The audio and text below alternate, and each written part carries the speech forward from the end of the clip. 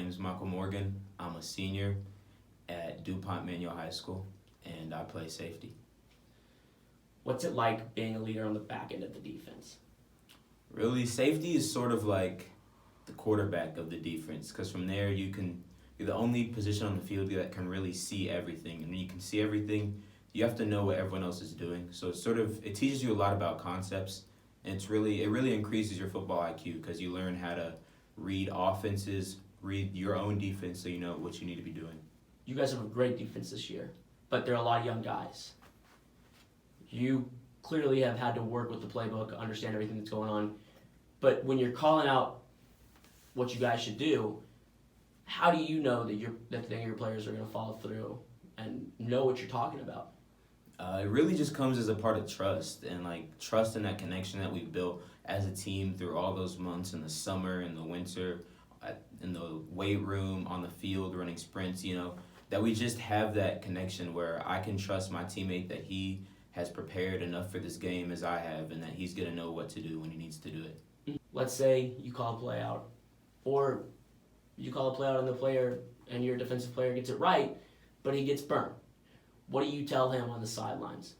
I'm never with that stuff where you want to bring down another teammate, tell him, oh, you did this wrong, you're to blame for this. But really, it's about working through your mistakes, because that's what's going to make you better as a football player. Anytime I make a mistake on a field, right when I have the time on offense, I'm going to be on the sideline talking with coach, watching the film that we get live, and I'm going to be seeing what mistakes I made and how I can improve on that. So it's not about telling him what he did wrong as much as telling him how he can be better the next time. What's it been like playing at Manual all 4 years?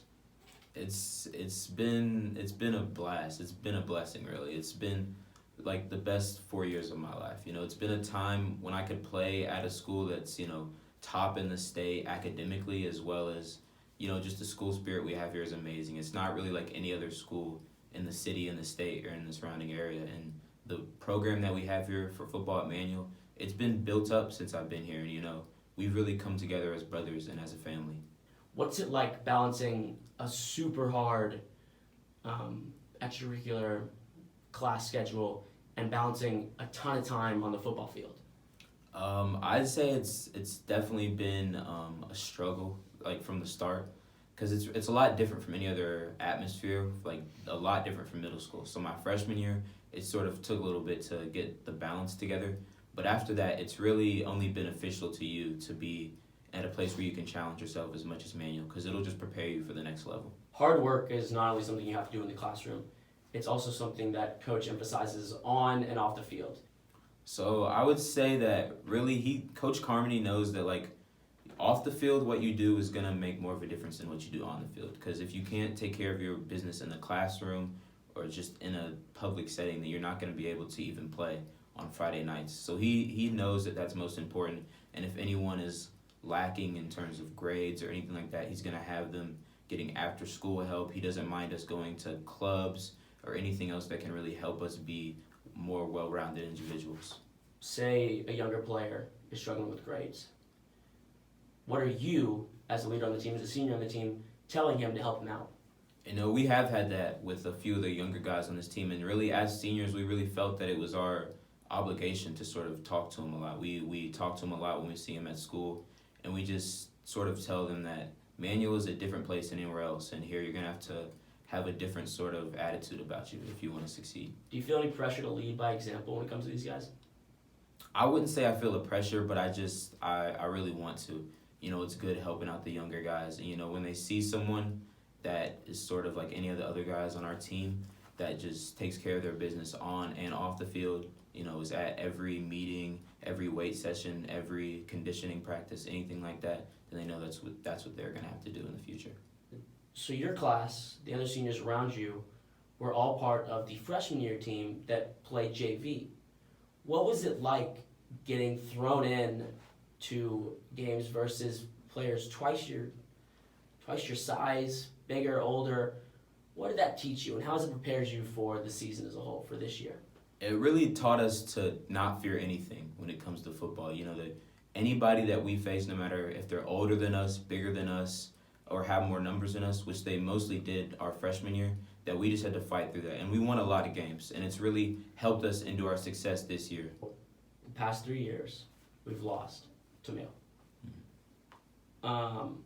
It's the last game on our schedule. It'll be the biggest game that we've been a part of, and it'll definitely be the most highly anticipated and intense game that Manual football has played in during our 4 years here. How are you preparing for it? You know, the preparation for one game really comes all season, especially for a team like Mayo. You know, Coach really preaches to us all the time about how we take it one game at a time. And, you know, we're not going to talk about a team we play next week until we get over with this game that we have on Friday night. And so, but for Mayo, it's really a thing where it's the last game on our schedule. Everyone has it, you know, in the back of their mind. It's an exciting time in Manual. So everything we do is just fine-tuning and getting to the best place we can be at to beat them. Friday night, the lights are on, hundreds of people in the stands. What's it like running out behind the Manual flag and out in front of all those fans? It's a crazy feeling. It's really not like anything else because, you know, it's what you've been waiting all day for. It's what you've been working for like all week. So it's something that we look forward to every day, really. You know, I'm looking forward to game day and running out on the field and playing for my brothers, with my brothers, and for the school that supports us all the way through. We have a very strong fan base. People show up every game. How has that affected you guys this year? It's been great. You know, even at games when it's cold, it's raining, I'll look up and, you know, all the Crimson Crazes will be there. Student sections will be fat, you know, all that. So it just really energizes the whole team. It gets us pumped and it gets us ready to play. Beats NX this year. What was it like looking up at the final scoreboard? It was crazy. It was really the biggest moment, I feel like, in all my years at Manual playing football because it's something that hasn't been done in 26 years. Like, we really came in and made history at our home field for our school, and it was the best moment I've ever had. What is that moment where you're standing on the field or in practice and it was just that defining tough moment, that one that you'll remember is like, this was that moment where I just, you know, had to really put my head down and work? I think it came really towards the beginning of my sophomore year, and that was when I was first starting to have sort of like a role on our varsity team. And at this time, I was trying to play an offensive position, and my coach sat me down and he told me, you know, you can start if you switch to really just focusing on defense and really work on that all practice long. You'll have time to like really refine your craft. Then you can have the starting position. But if you stay where you are, you're not going to have as much playing time. You know, you're just going to have to work even harder. And I decided to switch to defense only. It was really the best decision I've made with my football career because it really just helped me to focus, work on one position. And I feel like that's when I decided that I needed to really start working at it. I switched from running back to strong safety. Okay. Going from the position that gets hit to the position that hits, what did that transition teach you? I can't really lie. It sort of changed my whole mindset going into a football game. You know, before I feel like I wouldn't be as hyped because, you know, before a game, you just have to really get into like an aggressive mind state and a mindset where like no one on the field is going to be able to touch you. Like, you have to run around anything you see in your path. So I think it really just brought like a new level of aggression and intensity to my game. When you knock someone to the ground hard, what's that feeling like? Not that I like want anyone to get hurt, not that I like condone violence, but you know, it's a great feeling. Like, it feels really good to know that you made a play, and not just so that you can turn around and celebrate, but with your brothers, you know, the people that you've been working for all practice to get that hit, to get every hit you get in a game. So it's really like a culmination of all the work that we've been doing. Feels great. In all 4 years, you're sitting down at dinner with your family in 30 years. Yeah. And you think of it and all you can do is just start laughing out loud uncontrollably. What is a moment from the football team that will cause that? It was a time during summer practice. I'll never forget this. We were doing, it was sort of like a scout team versus the defense. And so Samari Israel, he was on defense. And so we have a freshman that catches the ball it's a screen. There's like a wide open lane. So the freshman goes to make a move. And then Samari, he's on defense, it's the scout guy, it's a freshman. So he's just gonna come up, make the hit, bring him down real quick, no big deal. So Samari goes to tackle the guy. The freshman decides to lower his shoulder, runs Samari over. When Samari falls down, his pants come down. Like his belt wasn't attached all the way, so Samari's pants come all the way down. And the freshman runs him over into the end zone, and then Samari's just on the ground. With his pants down. And then coach was laughing so hard we didn't have to run that day. So it was great. Oh my gosh. That's the first time I've heard that. That is so funny. Your pants down. So it's an interesting group of coaches. Yeah.